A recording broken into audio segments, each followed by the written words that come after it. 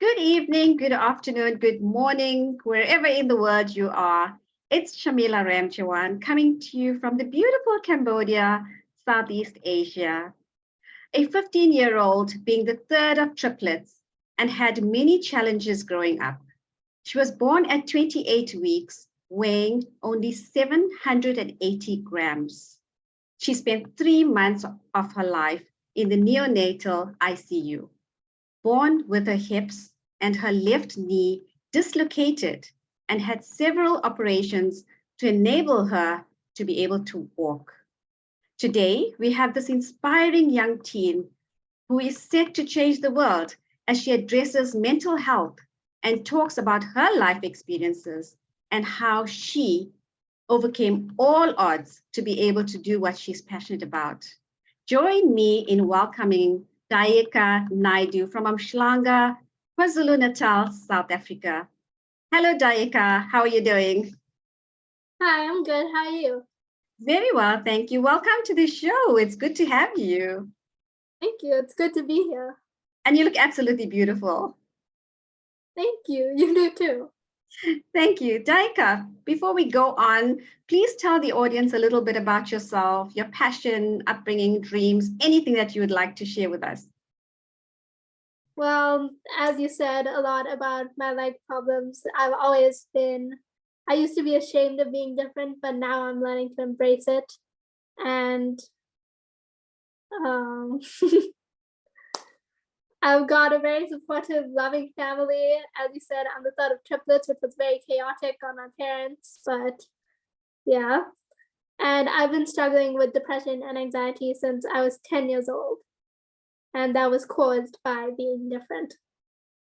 Oh, wow. That must have been quite challenging for you. And how did you handle all of that? Were you a shy little girl? I still am, in a sense. At school, I can I'm always... Yes. But I do like... Sorry. Go on. Sorry. No, I do like public speaking. I'm better at speaking in crowds of people I don't know than speaking one-on-one to someone I do know. Well, you're speaking to thousands of people right now, and it's a global chat show. So a lot of people are going to listen into this, and I'm sure you're going to inspire a lot of people as well. I hope so. Most definitely will. So Dayika, what was your biggest challenge growing up? Well, as I said before, my biggest challenge was being different. At first, it never used to faze me because I didn't really realize that there was anything different about me. I thought I was just the same as everyone else, just my legs. I had to have a lot of surgeries to be able to walk. But as I grew older and I realized that, hey, the way that I've lived my life is not the norm, it sort of started to make me spiral a bit. And as I said before, that's what caused my depression and anxiety. Wow. And like you said, you have very supportive family, and I'm sure your parents are just as supportive as well. But what do you think are the assumptions that young women like yourself have, and in terms of being differently abled, and what would you like to change about yourself? Let's put it that way. There's nothing I'd like to change about myself because... I love that. I love that answer. It's just embracing who you are and accepting who you are. And that is amazing. Because even though I've been through a lot of struggles, I wouldn't be who I am today if it wasn't for those struggles. Absolutely. Absolutely. And please tell me a little bit about your family. Three of you, one of triplets. How was that adjusting in a family? Having three siblings your age. It's very fun nowadays. We did fight quite a bit when we were younger, but all siblings do, And it was quite chaotic on our parents. Oh goodness, they must have been finished after that. That's why they had no more kids. They couldn't deal with us. But so it's just the three of you? It's really fun having the three of us. It's really fun having two best friends next door that I can just go and talk to randomly. It's fun. I wouldn't change it for the world. That is amazing. And are they sisters? Do you have sisters? Yes, they're both my sisters. Oh, I'm sure you're very, very close. We are. Who would you say, I know in one of your posts, you tagged Selena Gomez. So who is, besides Selena Gomez, who is your role model and why? Okay, I'd say this is going to sound really cliche, but I'd say my role models are my parents because they're both very hardworking. My mom's an occupational therapist and my dad's an orthopedic surgeon. So in the medical field, you know, it's very tough. But they've both got such strong work ethics. And besides that, they're also so invested in their family. They always make plans for us to go out. They always make sure that we are happy, and they are who I aspire to be when I'm older and even now. Wow, that is so befitting for a princess like you. So your dad is an orthopedic surgeon. Did he have anything to do with your operations? At one point he did have to watch in because I'm pretty sure you're not allowed to operate on your family just because of the emotional strain it puts on you. But one of my surgeries wasn't half successful. It was the surgery on my hips. So one hip was successful, the other one wasn't. So I'm pretty sure that surgery he ended up watching it on. That is something new to me. I actually didn't know that. We need to learn all these medical terms and what people actually go through in terms of a medical profession as well. Yes, it is. It is quite draining, which is why I admire the fact that they still make time for family. Absolutely. And so just, something that is very close to your heart and you're very passionate about mental health, and you've been through a whole lot of depression and, what's growing up, like you mentioned. What does mental health mean to you? So I have a very specific answer to that, and that is just help. Because if you break your bone, you're going to go to the doctor and get help. Well, a lot of people tend to undermine mental illness. If they're feeling depressed, if they're feeling a lot of anxiety, they'll just be like, "Oh, I'm just being dramatic. I'm just sad. I'm not depressed." But if you're constantly sad, if you're constantly anxious, if you feel like you may have some sort of mental illness, you need to seek help because your physical and mental health are interrelated. Your physical health can affect your mental health and vice versa. Wow. Dayika, you are 15 years old and you're in grade 10. It sounds like Yeah. you're a medical student already. Thank you. Amazing, very impressive. And you started a campaign. Take me through that journey. How did it start? With who? What inspired you to go that route? I know you speak a lot about your own experiences, but how did you actually begin all of this? So the campaign, well, it started with the Talk Club, which we will talk a bit more about later. But the campaign started as a result of us realizing that gender-based violence is linked to mental illness. And at the campaign, it was with the Umhlanga Women's Association. They are a nonprofit organization that I know has a lot of outreach in the community, very helpful, very, just a lovely, I'm very honored to be working with them. Mm-hmm.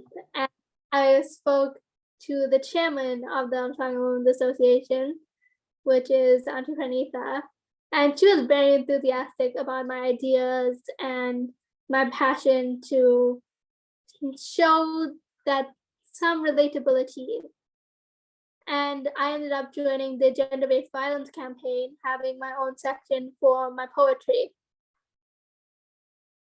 That is amazing. Wow. You have so many feathers on your cap, poetry, being an author, and now you just doing these campaigns. Do you have any ideas or thoughts about starting your own foundation, maybe?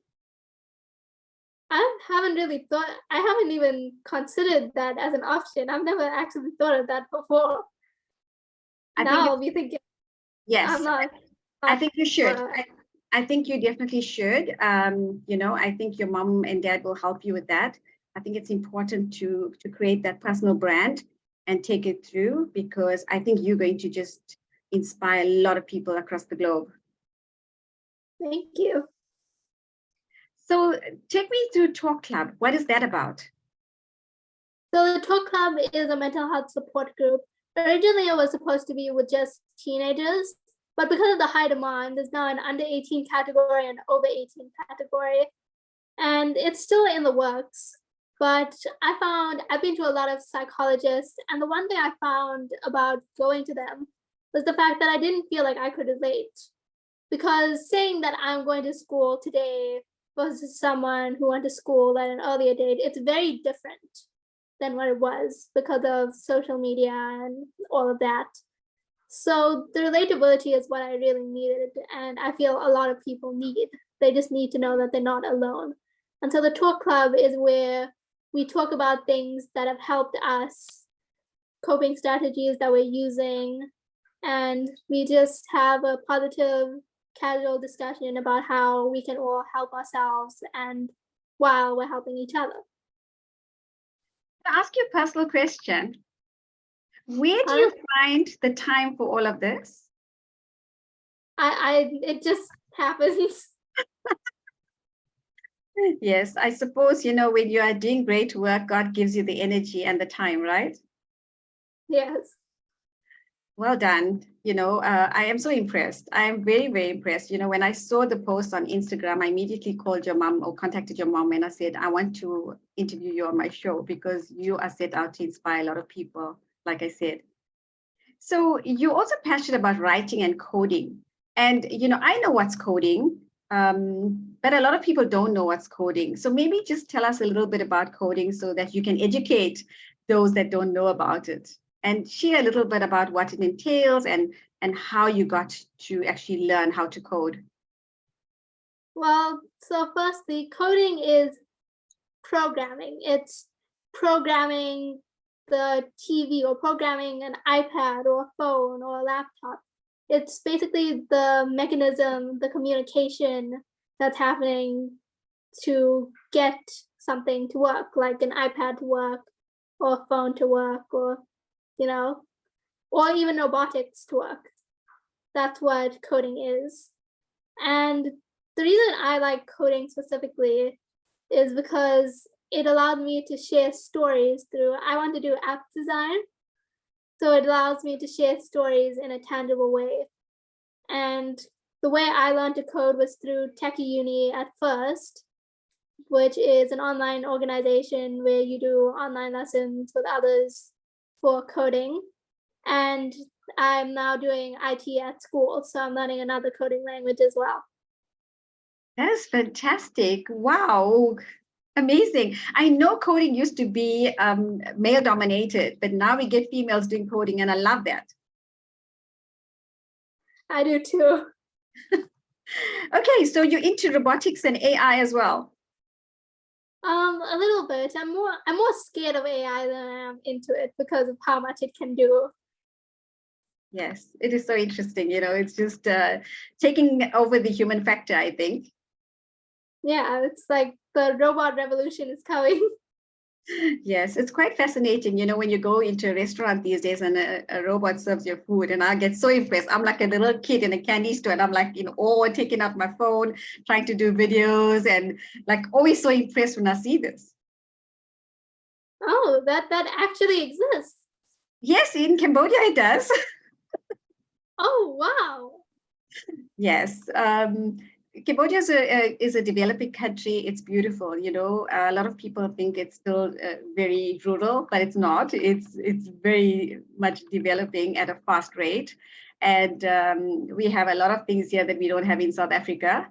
But, I have two homes, one in South Africa and one in Cambodia. So I'm not going to speak ill about my country in South Africa because I love South Africa. Except ESCOM. We don't like load shedding. Yes. Oh, no. I was there, in January and February, and the load shedding got to me. It was crazy. I don't know how you all do it, but it is absolutely crazy. I don't know how I do it either at this point. Yes. But Dayika, it's, I could go on talking to you forever. You are such an amazing human being. But just tell me a little bit about being a published author. Where can we find your book? What did you focus on when you wrote this book? What inspired you to write the book? and also to become a published author. You don't get that every day. And yeah, take me through that journey about writing a book. Well, firstly, I want to say it's not my book. It's a collection of short stories from a competition where you would submit your story and then you would get chosen. And the story I wrote was Diary of a Discriminated Kid. And that's very important because this was during the phase that I was sort of realizing that I'm different, but I don't want to be viewed as different. I want to be viewed as the same. So I've always loved writing. It really started in 2018, my writing. But before that, I was always a fan of creative writing, always loved doing creative writing in school. And I do plan to publish my own books in the future. Awesome. Wow. I'm looking forward to that. I would love to read your books. I'm also planning to publish a book with like a compilation of my poetry as well. So that might happen maybe even in the near future. I'm not too sure. Pace it out, and believe in God's plans. So you will get everything that you want to do. Just put it out into the universe and it happens. Yeah. Awesome. And so you have your dad who's a doctor, you have your mom an occupational therapist. What are your plans when you finish school? I want to be an app designer, as I've said multiple times already. I know. I thought you're going to swing into maybe the medical field by now. But I am going to do writing on the side, definitely, because that just comes naturally to me. It's like an outlet. So I'll always be writing. Well, I think I'm going to speak to you in 2 years' time, and I'm sure by then you'll change again. Maybe, well, most likely, actually. I'll be like 18 at that point. Depends on when you talk to me. Yes, if you talk to me grade 12. Yes. Oh, that's Dayika, great. what is your next step in your career? And when I say career, I mean everything that you're doing now. You're doing a lot at the moment. Is there anything else in the pipeline? We do have a sort of lifeline in the works. We are trying to make it a 24-hour line that you can call when you're feeling, you need to talk to someone. So we've partnered up with which university? Which is it? We're still deciding which university we're partnering up with, but we are trying to make it a 24-hour helpline so you can just call and talk when you need to talk. And the mental health movement. Oh yeah, and there's also the mental health movement, forgot about that, which is hosted by Park Square. It's going to be like a sort of, do you remember Jerusalem? The dance. Yes. It's sort of that, because mental health movement, as in like moving and keeping you happy. So there's going to be classes maybe every 2 weeks, I'm not too sure, teaching people the dance. And then in December on the 2nd, there's going to be like a showcase of everybody doing the dance. That is amazing. I would love to see this as a national thing in South Africa, not just in Durban. I hope so as well. It would be really cool to see. Wow. Just before we go, what does self-care mean to you? Self-care, it means loving yourself. Self-care isn't just like wash your face in the morning or, like have a whole skincare routine. Self-care is about loving yourself and who you are. The only way you can care for yourself is if you appreciate yourself and you love yourself. And something that I'd like to say, just like to end off with, is that you are the most powerful person in your life. You get to decide what you do. Love it. Absolutely love it. Do you have any other words of inspiration for young people? I'm not going to say young women. I'm going to just say young people.